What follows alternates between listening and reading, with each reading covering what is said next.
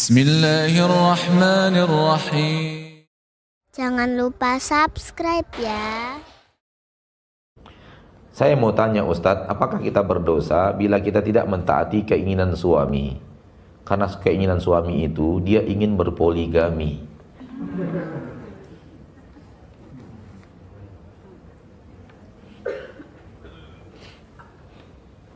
Ketahuilah bahwa bahasan poligami ini bahasan yang paling tidak disukai kaum wanita.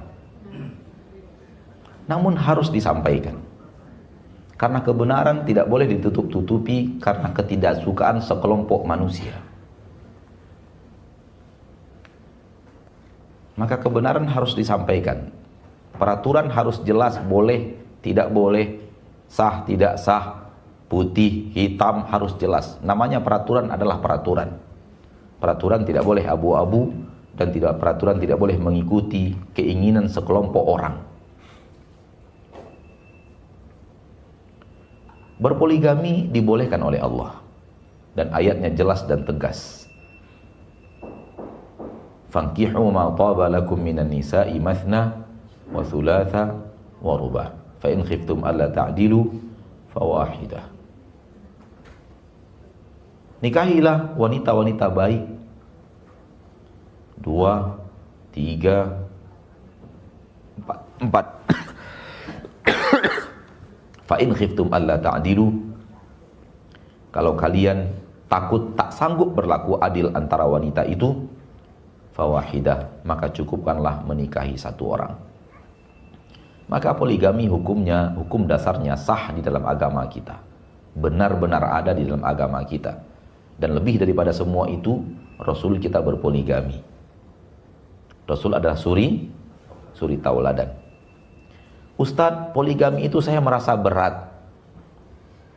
Saya sudah katakan tadi, agama itu mudah, bukan berat. Agama itu mudah, bukan berat. Iya Ustadz, tapi poligami itu berat banget Ustadz. Itu kan perasaan saja yang berat, sebenarnya dia mudah. Seperti yang tadi wanita yang tidak menutup aurat, baginya berjilbab berat. Perasaannya yang berat, setelah dia jalani, insya Allah tidak berat. Insya Allah tidak berat. Logikanya adalah begini, satu orang suami diurus satu kita atau diurus kita dan 3 orang lagi, mana yang ringan?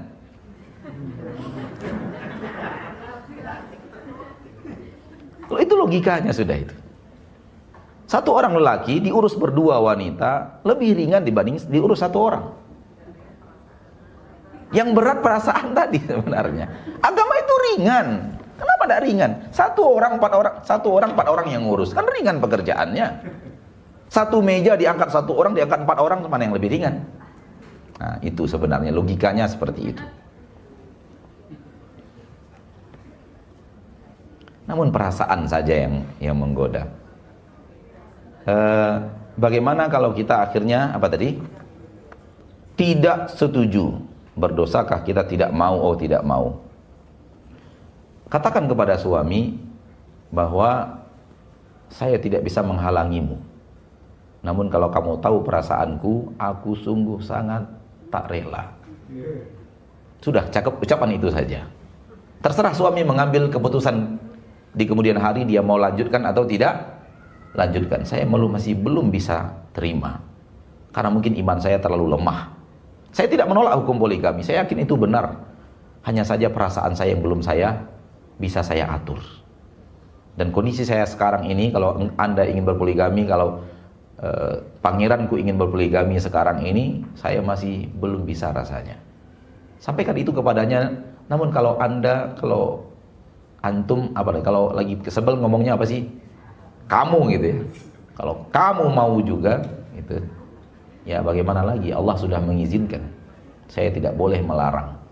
Tak boleh melarang yang diizinkan Allah Subhanahu wa ta'ala. Namun kalau kamu mau juga, itu keraskan sedikit, mau juga, ya carilah orang yang benar-benar lebih baik dari saya. Itu bukan